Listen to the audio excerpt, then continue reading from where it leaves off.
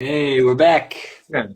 Yeah. So also the last video, the last direct, it's Hmm. supposed to be uploading right now in IGTV. Oh, great. So yeah, I'm gonna try to save it later and upload it to YouTube also.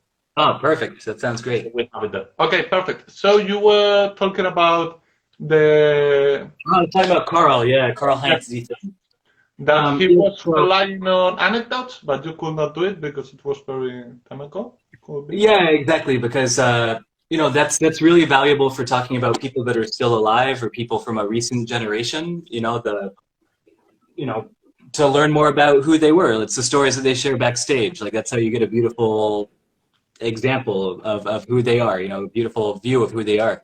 But we can't do that when we talk so far back in the past because there are issues of literacy, there are issues of language, there are issues of recording history. So you really have to start with just whatever material artifacts there are, Mhm. and then from there, the process is independently doing as much research as you possibly can, getting as much information together and trying to paint a picture.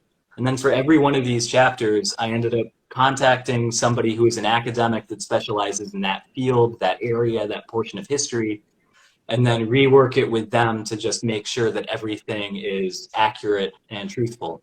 Because one of the issues that we have with juggling is that it's such an esoteric thing, right? Like not the average person, like you couldn't walk into your usual university or any university classroom and expect that the professor would know what site swap is or that it's called a fountain when you juggle this way or, like what is possible? Can somebody juggle 100 rings? Like probably not, So you have all of these archaeologists and these people that work in the humanities that are so brilliant at what they do, but they don't have practical juggling experience, so they couldn't see a ball or like a stick and be like, oh, that's clearly something that's used for swinging or spinning or rolling, because you just understand how those objects work.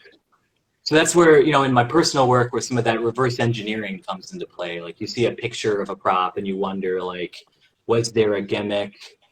Has this image, that was taken allegedly in the 1860s, has it just been like painted over and they just drew in another club, like the proto Photoshop or whatever. Like So there are a lot of challenges, but you just have to build a good team together to do this style of research. you have a chapter about I will say Asia. I'm not sure if it's China or Japan, in which Yeah, they there's a talk China about section. a general that used to juggle 8 swords or something like that, and then Yeah, defeat the enemy just by juggling. yeah, that's a story from China. Yeah, yeah, around the turn of the millennium, I think.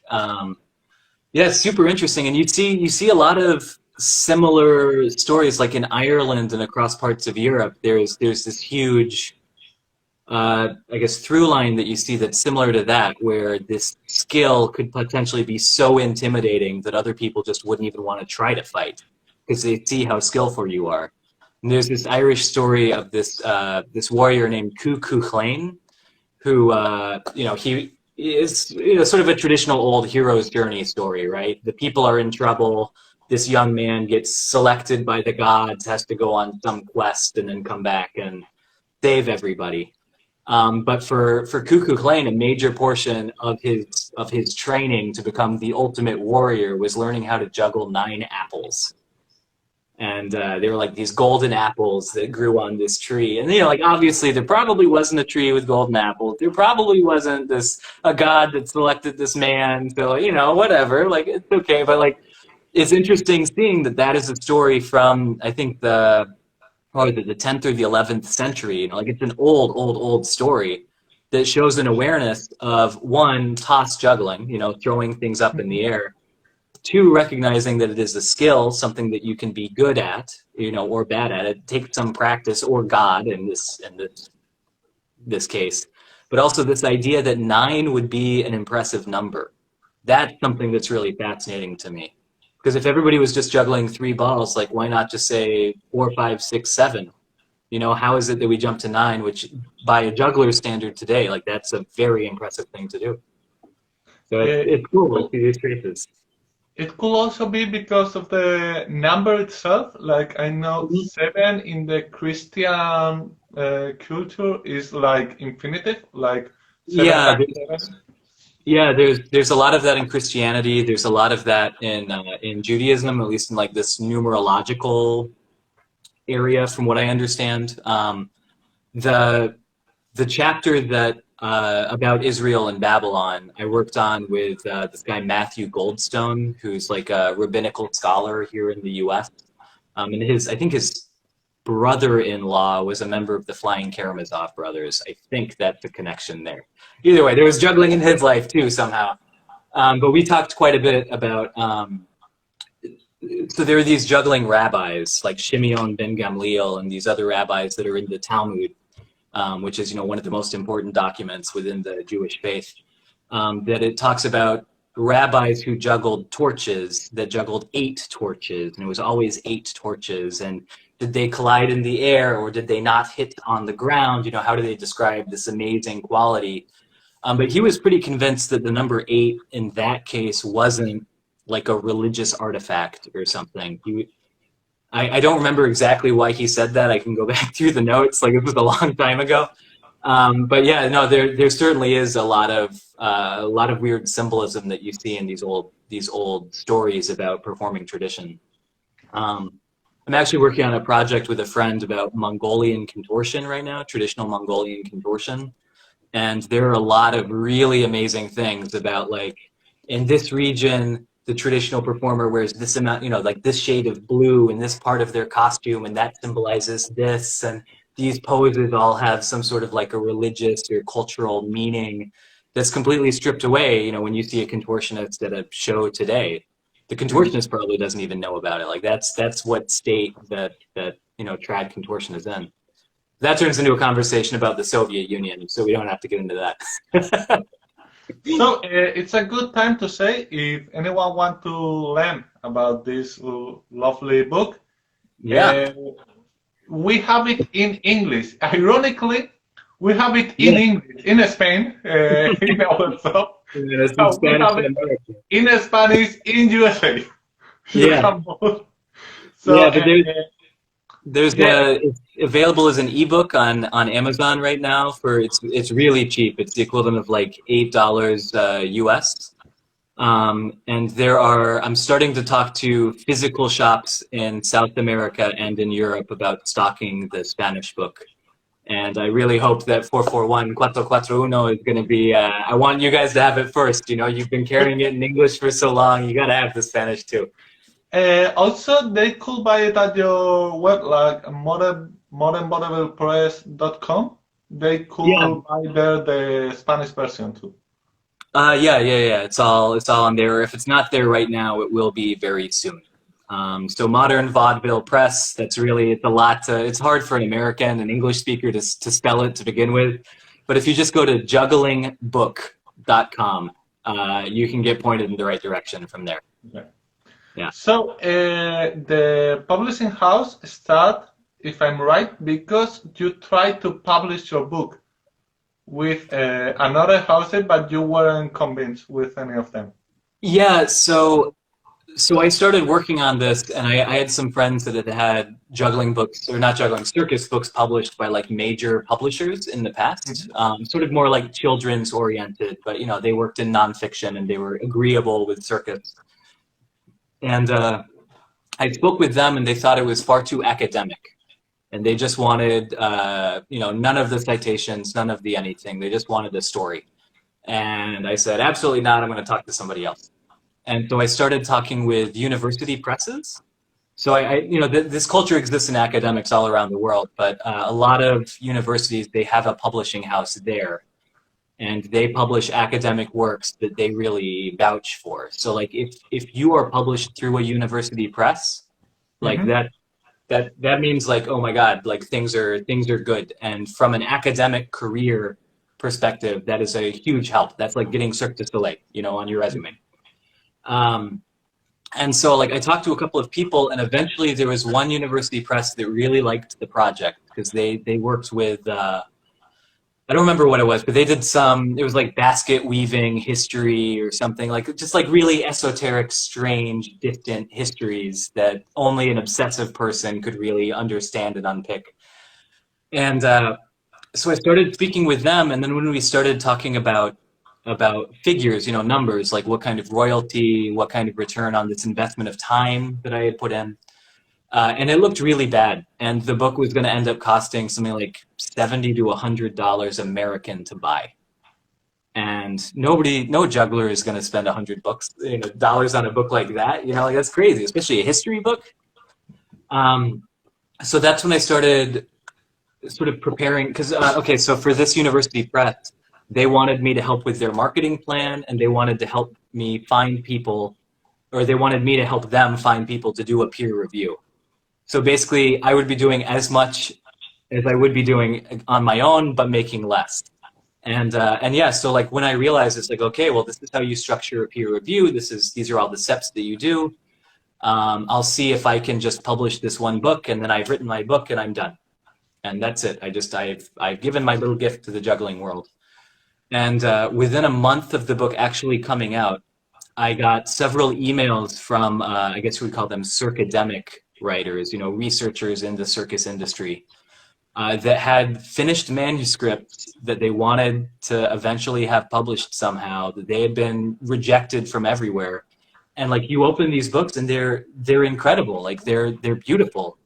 And so that's when I realized that there was kind of a need within the juggling community for some kind of a publishing house that isn't afraid to not make money.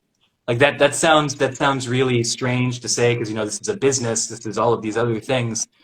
But you know, I have my career on cruise ships, or at least I used to. You know, I make my living as a juggler. That's wonderful. And if I can write and you know take the time to work on a high level as a researcher and make these things happen, I don't need to make the money. If I can just get the money back, you know, like it's cheap to publish a book these days. It's relatively inexpensive. We're still talking about hundreds, if not thousands of dollars, but like compare that to like the 1980s or the 1990s, it's completely different. So yeah, so basically we just want to make good books, we want to make interesting books, and we want to make sure they're affordable for people to get.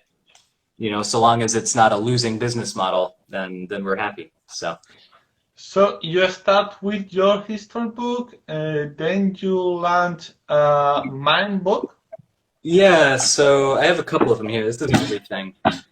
So the second book that we published is this one, Body Talk by Mario Diamond. Mario Diamond is an amazing mime from Quebec.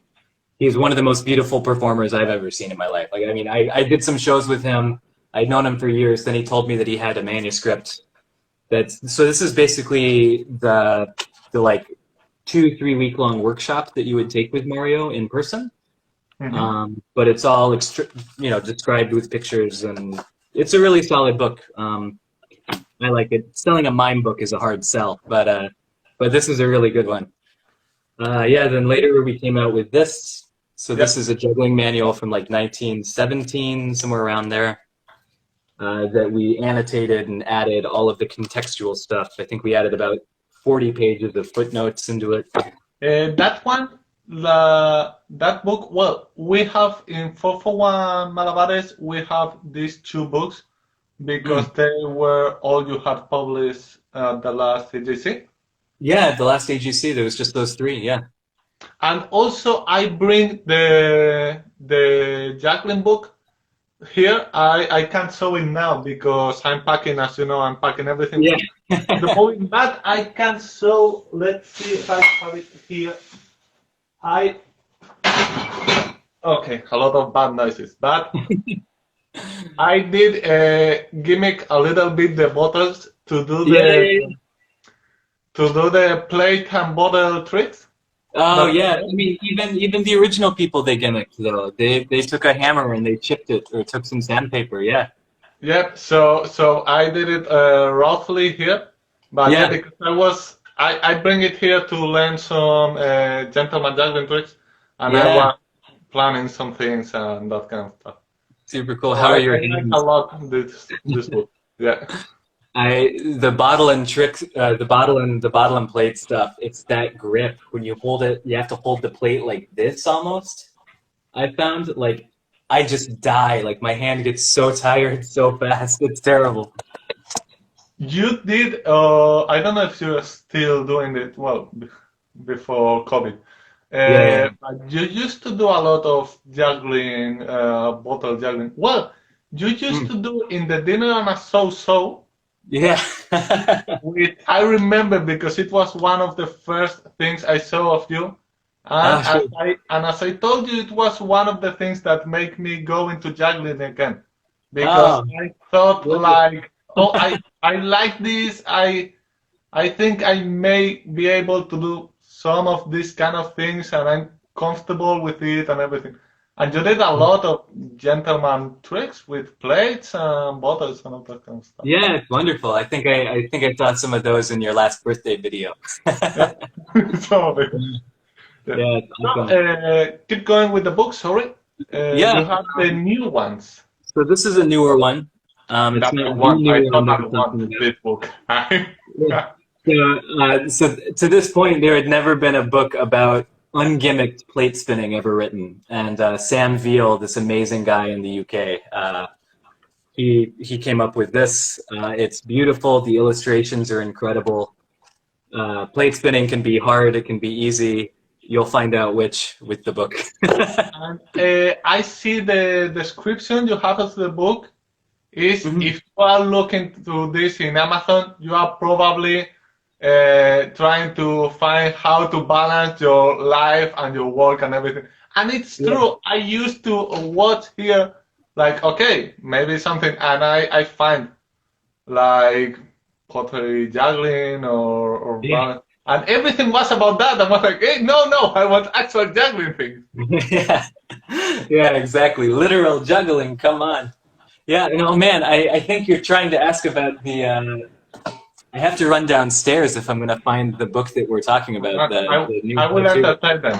I Okay, will do. yeah, Wow, you wow. can Oh look my at God. that beautiful Rastelli. Professional magician here, trying to cover from Thom Wall. Whoa. Okay, so just look at his. Okay, so I think I'm gonna have to ask Tom later. But if you see the drawings he has in there, the one in the right, it's a man balancing a big.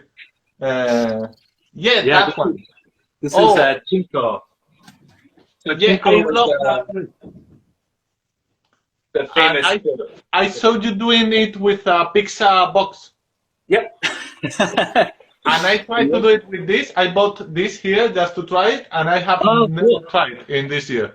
And I'm gonna live in the house, so I'm not gonna try it. I will try it Yeah. in Spain maybe. It Yeah. looks so difficult and kind of painful also. Oh yeah, you hit yourself in the face so much, you get stuff that just lands in your eyeball. Like Yeah, I had a really beautiful prop made for a trick similar to this, and I've been able to practice with it once because COVID and traveling and everything. So it's just sitting down in the basement, and the guy that I designed it with, like he's always sending, like every once in a while he sends me a message like, "Hey, send me a video of that trick. Like I can't believe you haven't seen. I bet it looks so beautiful." It's like I haven't even tried it, the full assembled version. I've just been playing with the frame of it, man, twice. I'll get to it. It'll happen. I'm a busy guy. But yeah, this is the other book that we're talking about, yeah. and And that one is written by you.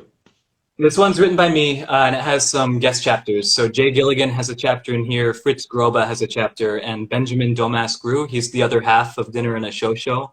Mhm. He did the two ball in one hand section, but he also just he's a magician. He's a psychologist. He studied psychology.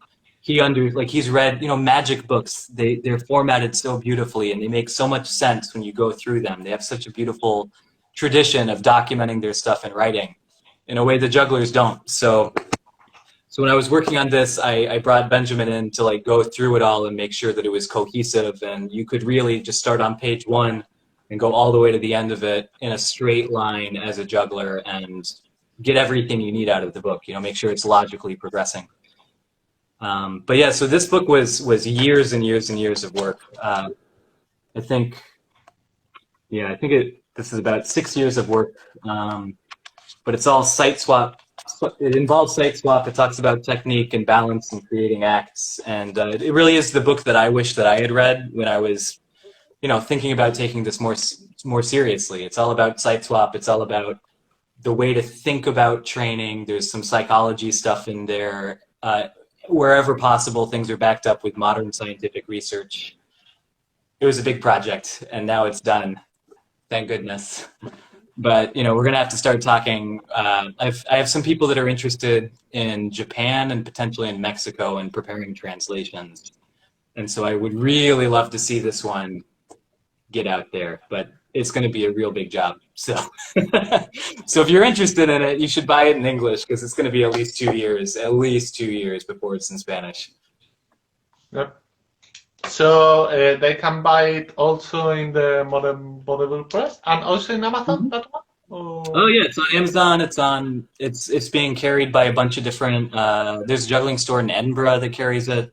A lot of circus stores, juggling stores, are starting to carry our books, which is wonderful. But this is on Amazon. It's also available through the MVP website. Again, jugglingbook.com. That'll get you all the stuff that you need to know. Yep. So there we are. That's the company in a nutshell. We've got some really incredible stuff coming up in the next year. I started working on this project about patents. So, you know, like new inventions and how they have to be registered with a certain agency. Throughout the 1890s, you see all of these developments in club swinging clubs and in what are eventually going to become juggling clubs.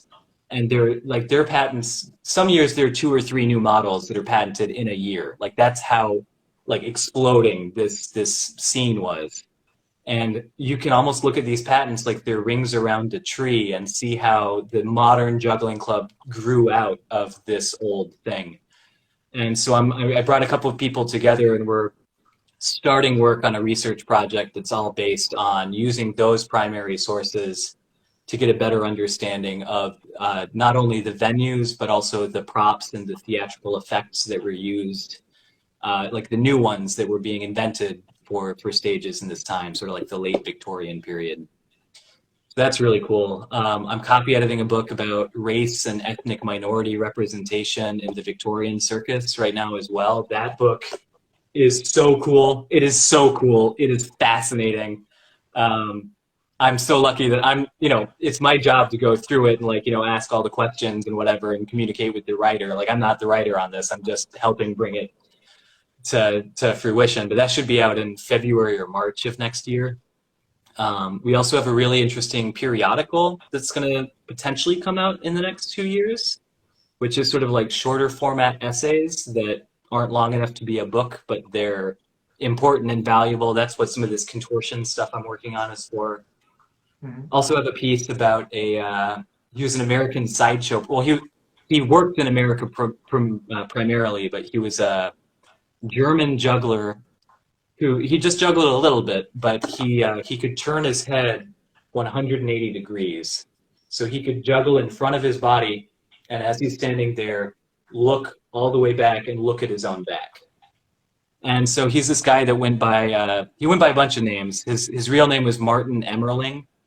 He got to start training at Sandow's gym in the UK. I think it was in the UK. Either way, it was a gym that Sandow owned. Sandow, of course, is the legendary strongman, the guy that invented bodybuilding as a human pursuit. Like he's like the Mr. Atlas statue that Arnold Schwarzenegger gives out is a statue of Eugene Sandow. Like that is like how important this man is. So it's crazy to see that this Lorello got to start there, but then he started doing like more weird neck stuff and some balancing acts, and then he brought a dog involved. Then he started showing up in the news for like abandoning his wife, and his wife called like the Baltimore Police Department, cities and cities away. Like, my husband abandoned me. He's probably at the fairground. He's going to be the guy with his head twisted all the way around his back. And like, all the Easy newspapers to in the time. recognize. Exactly, yeah. And this was like in the 1930s, 1940s, I think. And there was a story about it was front page news when he got arrested, right? And the apocryphal story is that there were these policemen who were standing there like watching. They were like, "We're pretty sure that's our guy." Martin walks up on stage. He has a little juggler. He turns his neck around and he sees the policeman, and then he winks at the policeman, and then the policemen like wink at him and then grab their billy clubs, and then Martin is like, "I'm going to leave now," and then they catch him and they take him back home.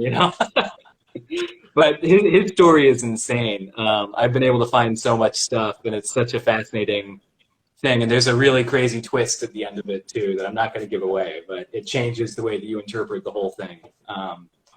So that should come out soon. That might be in Bandwagon magazine or something first. But yeah, lots of research, lots of weird stuff going on over here.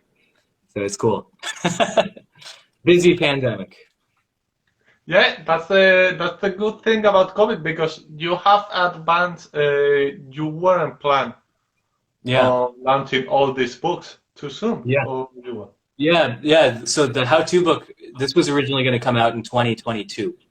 When I was on a cruise, when I was doing cruise ships, you have a day or two before or a day or two after your show where you're just stuck on the boat.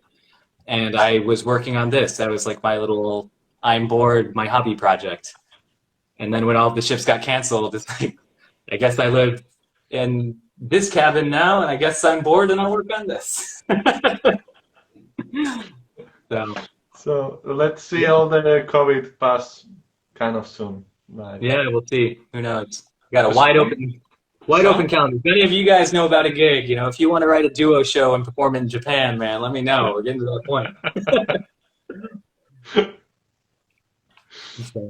Let's see. Yep. So I think that's everything. I don't know if you want to talk about something more, but I think we've. I'm sure that when you talk with Andrés en español, vas a tener más personas y más preguntas y más de todo. I'm gonna try and be there too. So.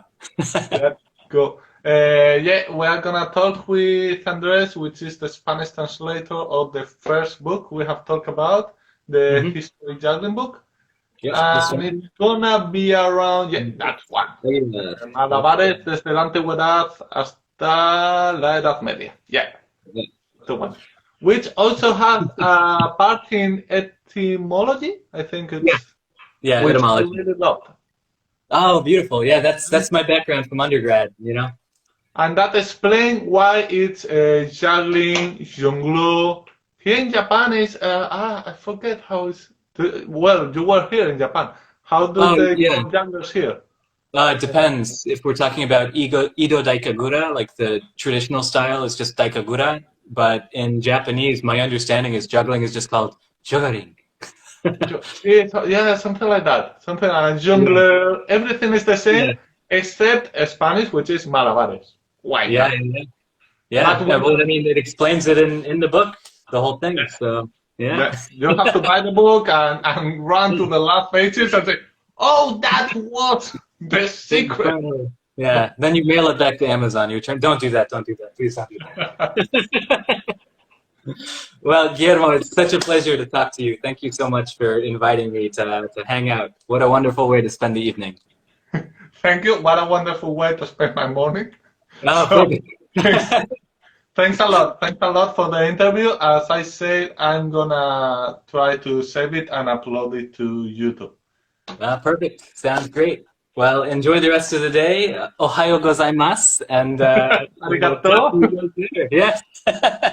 Arigato, kaisama. And that's all the Japanese I've learned in a whole year. Yeah, exactly. I was there for just as long, and it's like sumasen, American. Sumasen, arigato, gomene. Yeah. Oh, okay. Here's a beautiful thing to end on. Last thing. You know Lewis Kennedy, right? Everybody knows Lewis Kennedy. Yeah. I think he was here for a moment, for a brief moment. Yeah, and he went to the JJF, the Japanese Juggling Festival in Tokyo. I don't remember what it was, like 4 or 5 years ago. And he misheard arigato the first time he heard it. He thought everyone was saying Anthony Gatto. And so he spent his entire time in the JJF thanking people by saying Anthony Gatto, Anthony Gatto. Oh, I love that. Really. So, okay, on that note, I should go eat some supper. It's wonderful to see you. And yeah, let's talk soon. Talk soon. Thanks. Thanks a lot. See you. Yeah, bye everyone. Bye.